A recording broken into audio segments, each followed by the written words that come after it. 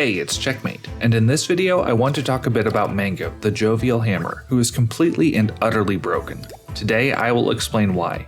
I've been wanting to make this video for some time, but put it off. She is obviously overpowered, I think, and most people can easily point to an aspect that makes her so much more unbalanced compared to Lucifer or Cinder. However, I realized that it wasn't just one thing that was broken. The entire design is overpowered.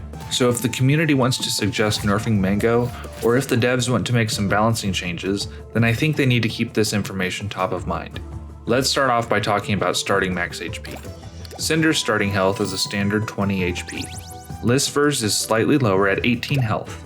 However, Mango's starting health is a whopping 26 HP. That's 2 campfires worth, or the equivalent of starting with the golden fruit relic. That will survive you 3 to 6 turns against a Flyfant and is a significant boost in the first area, even if the value tapers off in later areas. This by itself isn't completely broken. In fact, this could compensate for a weak area elsewhere. The problem is that Mango has none. Let's talk about the elephant in the room, the Mango Flash Heavy cheese. This interaction between flash and heavy, or gravity, properties can be exploited by Tungsten Hand to rapidly unload a die's face values in a single turn. This is the meta for speedruns, with most of the fastest times using this exploit.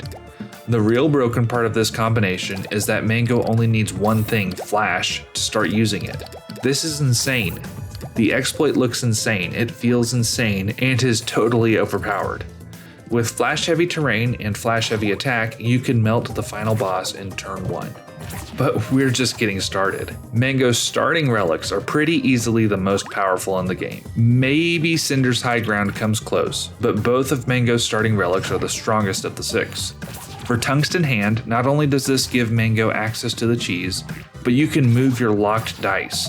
This means gravity dice can stay on your board turn after turn after turn as you pick it up and move it back to the top of the board for free, 0 energy cost. If you lock your heavy die in a bad spot on the board, no worries, you can move it around freely. But most egregiously, you can move enemy dice at will.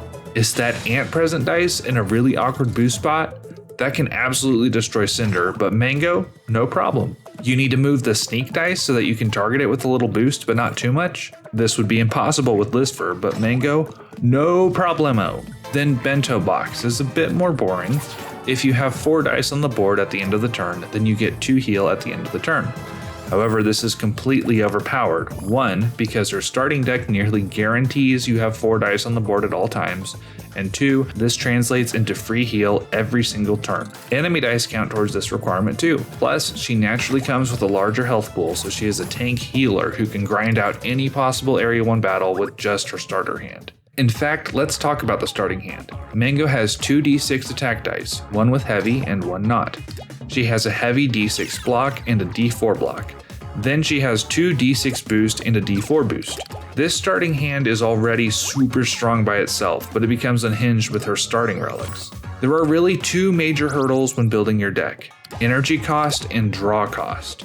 Since d4 dice cost 0 energy to play, chances are that Mango will be able to play 4 or even all 5 dice in one turn. Also, she has a free boost and a free block, which enables her to play super aggressively to kill enemies, and then basically block for free. You can either use the free boost on your heavy block, or just use the free block itself. Already, her whole deck only costs 5 energy, compared to 7 energy cost for Cinder's deck and 6 for Lucifer's.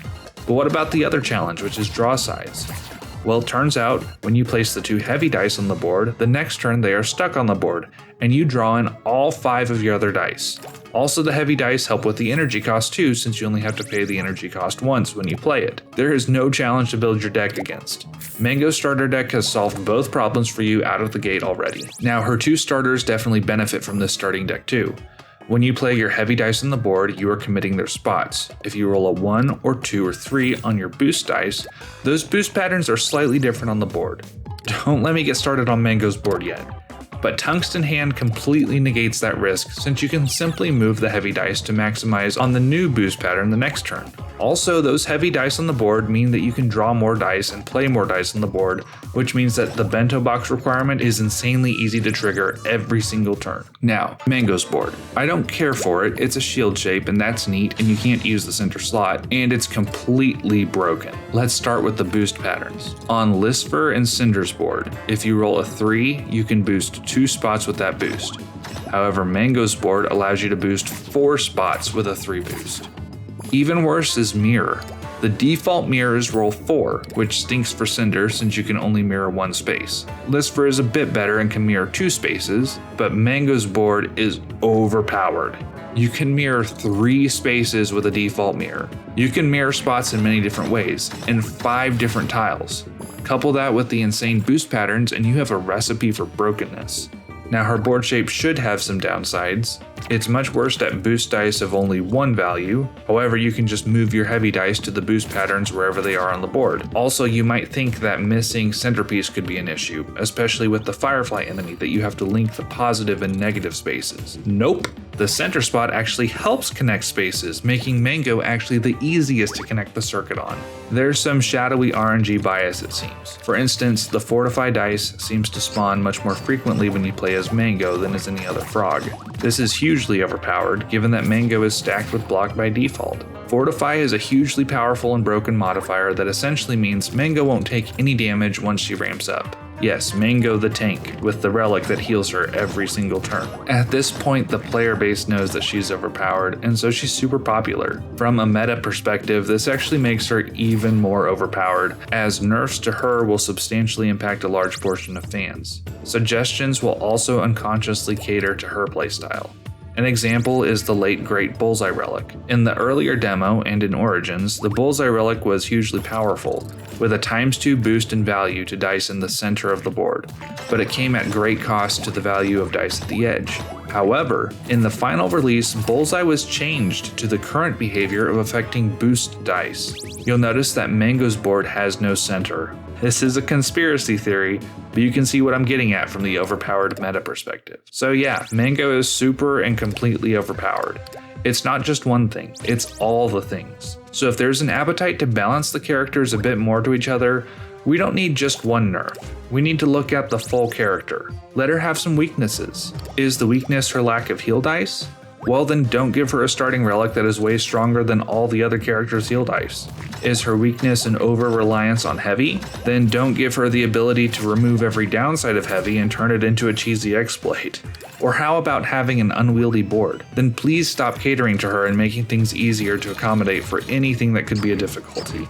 If you enjoyed learning about how Mango is broken, then please hit the like button. It shows me what I should do more of. And hey, check out some more of my videos for guides or speedruns or cool gameplay. If you subscribe, you'll be able to see my new ones in your feed. Don't get me wrong, I love the game, love Mango. In fact, here's a poem I wrote, in memoriam, in case she gets nerfed. Mango is a fruit of gold, who laughs amid the dungeons old. Her starting deck and board are strong, relics mighty forged in song. Her hammer smites both boss and bug. We call her Mango, rhymes with Grug.